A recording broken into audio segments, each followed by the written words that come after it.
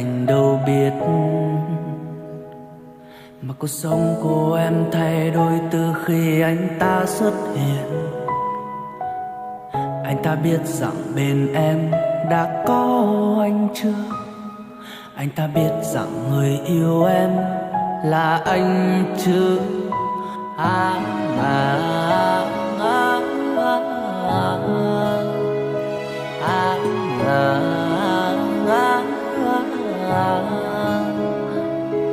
Em chưa từng lo lắng cho một ai khác như vậy, nhưng bây giờ em bỏ mặc anh để quan tâm người ấy. Người ấy có phải người quan trọng nhất với em lúc này? Người ấy có phải người luôn làm em thấy vui mỗi ngày?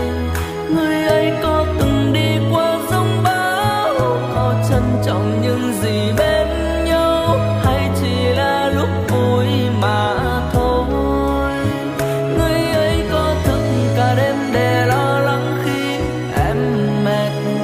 Người ấy có hay hỏi thăm mỗi khi em thấy không vui? Người ấy có buồn khi em không nói, có ôm chặt em hay thôi? Nếu có tất cả thì em cứ yêu.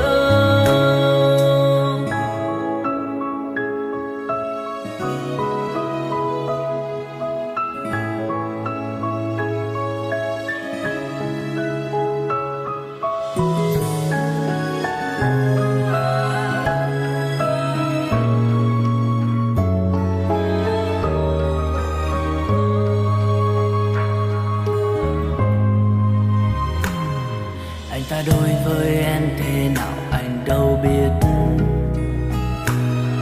mà cuộc sống của em thay đổi từ khi anh ta xuất hiện.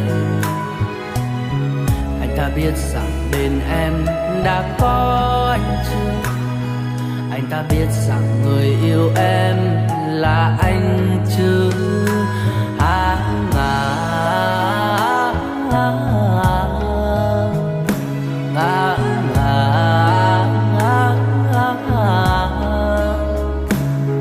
em chưa từng lo lắng cho một ai khác như vậy, nhưng bây giờ em bỏ mặc anh để quan tâm người ấy.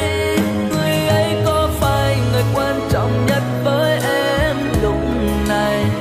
Người ấy có phải người luôn làm em thấy vui mỗi ngày? Người ấy có từng đi qua giông bão, có trân trọng những gì bên nhau, hay chỉ là lúc vui mà thôi? Người ấy có thức cả đêm để lo lắng khi em mệt? Người ấy có hay hỏi thăm mỗi khi em thấy không vui?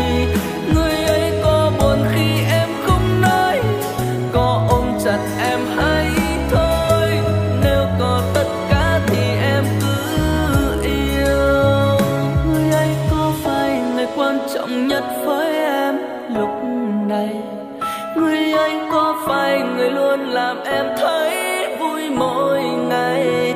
Người ấy có từng đi qua giông bão, có trân trọng những gì bên